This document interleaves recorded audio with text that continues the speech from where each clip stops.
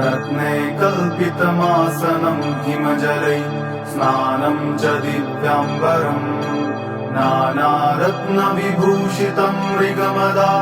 मोदाङ्कितं चन्दनम् जाति चम्पकबिल्वपत्ररचितं पुष्पं च धूपं तथा दीपं देवदयानिधे पशुपते हृत्कल्पितं गृहयताम्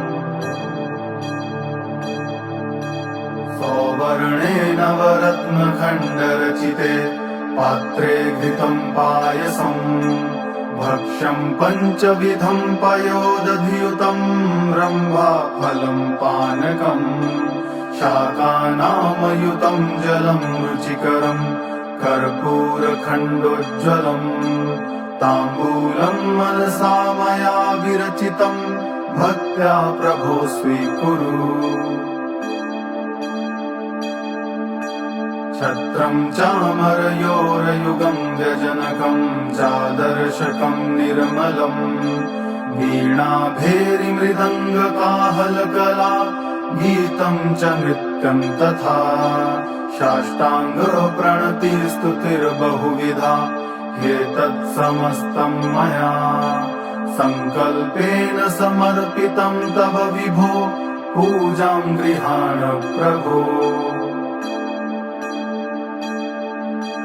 आत्मा त्वं गिरिजामती सहचरा प्राणा शरीरं गृहम्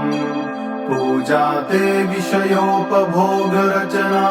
निद्रा समाधिस्थितिः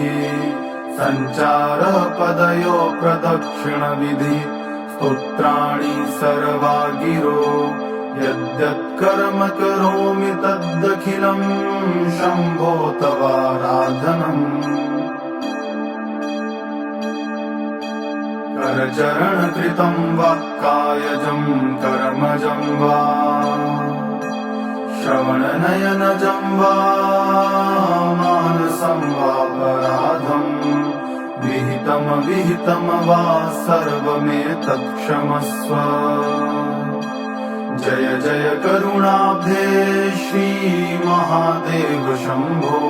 श्रीमहादेव शम्भो